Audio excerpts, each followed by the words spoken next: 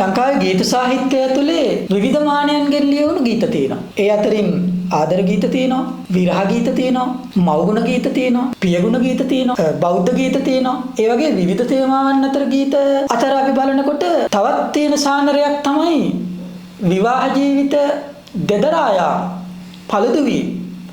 ආදර සම්බන්ධයක් ඇතුලේ නැත්තම් විවාහය පදනම් කරගත්තු ආදරයක් ඇතුලේ දෙදෙනා මැද්දට තුන්වැන්නෙක් පැමිණීම වගේ දේවල් තේමා වුණු ගීත ගොන්නකුත් තියෙනවා. මම හිතන්නේ එහෙම බලනකොට ඒ පැත්තෙන් ඒ ප්‍රශ්නේ කතා කරන ලස්සනම ගීත ටිකක් අපේ ගීත සාහිත්‍යය ඇතුලේ තියෙනවා. ඒවා තියෙන විශිෂ්ටත්වයේ සාර්ථකත්වයේ පිළිවෙලට නොවුණා මට හිතෙන ගීත කිහිපයක් මතක් කරන්න. එකක් තමයි ඊයේ රෑ නුඹ හීනෙන් දෙඩ වූ ඒ උපුලී කවුදෝ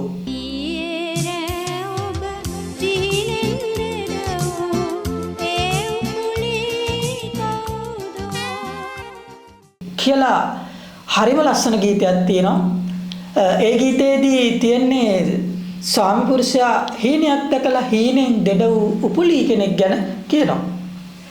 ඊට පස්සේ දැනට බොහෝ කාලයකට කලින් හෙන්රි කල්දේරා කියන ගායකයාණන් ගායනා කරනවා කවුරුද ආවේ නිවසට කවුරුද ආවේ මා නිවසේ නැති අතරේ කවුරුන් හෝ පැමිණ තිබේ කවුරුද ආවේ නිවසට කවුරුද ආවේ කවුරුද ආවේ නිවසට කවුරුද ආවේ ඒක සාම්ප්‍රදායික යන ඒ රටාවෙන් වෙනස් වෙලා වෙනම පැත්තකට යනවා.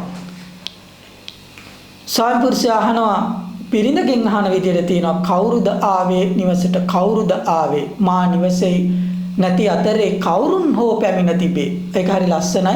අවසානයේ ඒක ප්‍රශ්නේ විසඳෙන්නේ හරි අමුතුම විදිහකට. ඒ කියන්නේ මගේ පාවහන් දාගෙන පුංචි පුතු ඇවිදිනවා. එතකොට බලන්න ඒකෙදි තියෙනවා මොකද්ද මේ වෙනමම තියෙන සැකයක් නිසා ඇති වුණු විවාහය දෙදරා යන්න ගිය අවස්ථාවක් තියෙනවා. ඊට පස්සේ නන්දා මාලිනිය ගායනා කරන ගීතයක් තියෙනවා රන් කෙන්දෙන් බැඳ අතැඟිලි එක්කල ආදරයයි පෙම් රැහැණින් බැඳ සිතුම් වසඟ කළ ආදරයයි. එතකොට රන් කෙන්දෙන් බැඳුණු ආදරයක් එක පැත්තකින් තියනකොට ඒ කාන්තාවට බිරිඳට තව පැත්තකින් පෙම් රැහැණින් බැඳ සිතුම් වසඟ කළ ආදරයකුත් තියෙනවා. බිරිඳක් පිරිමින් දෙදෙනෙකු අතරේ දෝලණය වුණු කතාවක් එතන තියෙනවා. ඒත් විවාහ සංස්ථාවක් ඇතුළේ.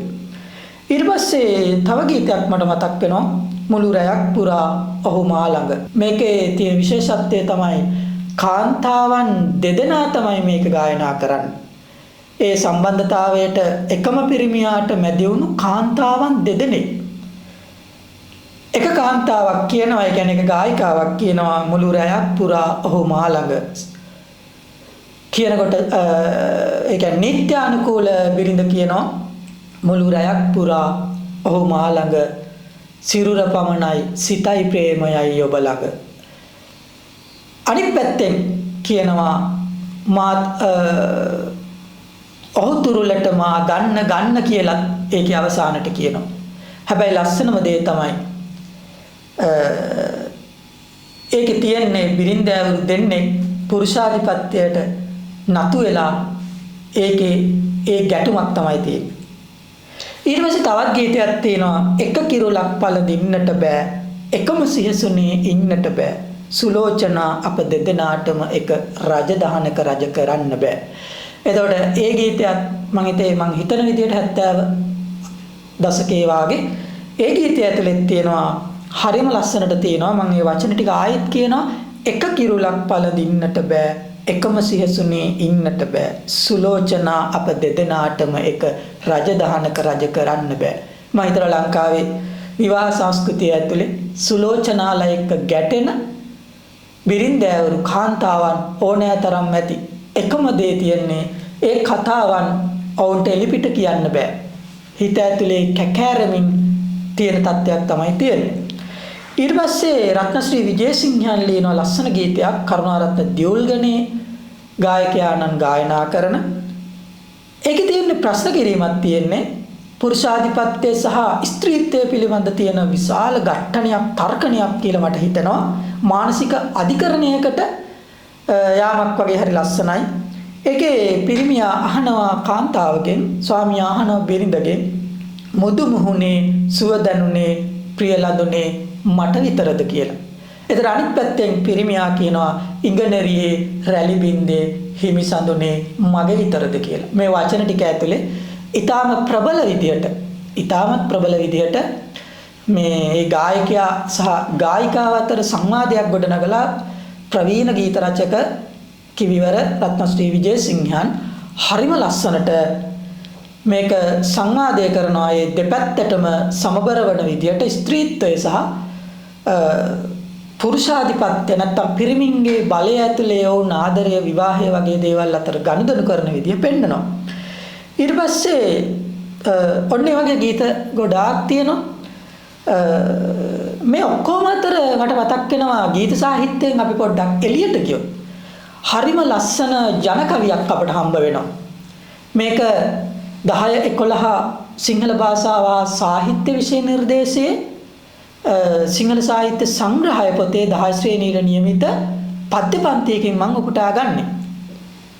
බලන්න මොනතරම් ලස්සනට එදාටත් වඩා අදට ගැලපෙන්න ජන කවියා විසින් මේ ගැටලුව මේ ප්‍රශ්නය දකින්නවද කියලා. බලන්නකෝ. අඳුරු කරුවලේ පඳුරට මුවා වෙලා විදුලි එළිය දැක ගිනිහුල දියේ හෙලා අනුන් ලියන් දැක තමලියට තලතලා දුවන මුවන් දැක නොදමන් නෙළූ පලා. මේක මේ ජන කවියා හරිම ලස්සනට කියනවා. මේක පොඩි කතාවක් තියෙනවා. ඒ කියන්නේ වැස්සක් පායලා තියෙන වෙලාවක රාත්‍රියේ ඒ වැස්ස පායලා තාමත් හැබැයි කියන්නේ ටිකෙන් ටික වහින අතරේ විදුලි කොටනවා.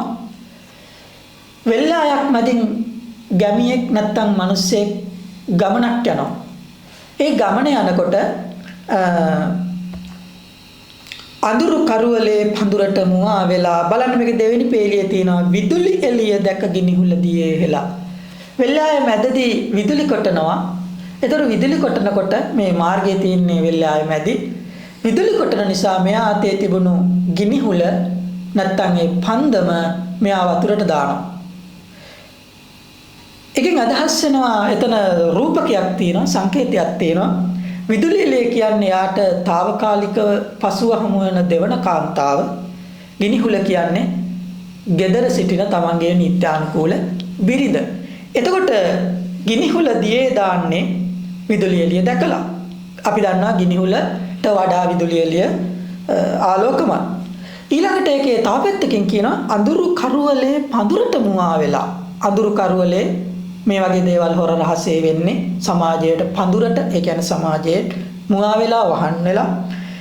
ඊළඟට කියනවා ඒ වගේ බැඳීමක් හදාගත්තට පස්සේ වෙන දේ කියනවා අනුන් ලියන් දැක තමලියට තලතලා. මේ අදාළ දෙවනි කාන්තාවටත් කාගේ හරි ලියක්, කාගේ හරි පිරිමියෙක්ගේ ලියක් අනුන් ලියක්. ඊළඟට කියනවා දුවන මුවන් දැක නොදමන් නෙළූ පලා. ඒක අර අනිත් ගීත සාහිත්‍යයට ගන්නකොට ඒකත් එක වෙනස තමයි ජන කවියා කිසියම් පණිවිඩයක් දෙනවා මේ සමාජයේ පිරිමින්ට. මොකද්ද දෙන පණිවිඩය? දුවන මුවන් දැක නොදමන් නෙළූ පලා. පිරිමියෙකුගේ නැත්තම් විවාහක ස්වාමි පුරුෂයෙකුගේ නැත්තම් දරුවන්ගේ පැත්තෙන් නම් තාත්තෙකුගේ තියන්නා වූ වටිනාකම් ටික ආත්මගරුත්වය, තමන්ගේ ආත්මගරුත්වය, කියන්නේ පුද්ගලික ආත්මගරුත්වය, රැකියාවේ තියෙන වටිනාකම් ටික, දරුවන්ගේ ආදරය සෙනෙහස, ඒ වගේ අපි ගොඩනගපු ආර්ථික ශක්තිය, ඒ වගේම බිරිඳගේ ආත්ම ගෞරවය, ඒ ඔක්කොම ටික නැති කරගෙන ඒ කියන්නේ දුවන මුවන් දැකලා නෙළු පලා දාන්න එපා කියන ලස්සන පණිවිඩය දෙනවා. එතකොට ඒක එදාටත් වඩා මම හිතනවා අද පිරිමින්ට වටිනවයි කියලා.